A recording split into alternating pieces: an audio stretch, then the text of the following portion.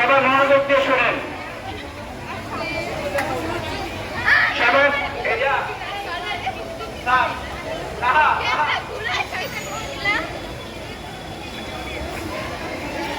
আপনাদের সামনে অনেকগুলো জিনিস থাকবে, প্রায় 26-27 আইটেম থাকবে। আপনাদের সময় থাকবে, দেখার সময় থাকবে মাত্র 30 সেকেন্ড।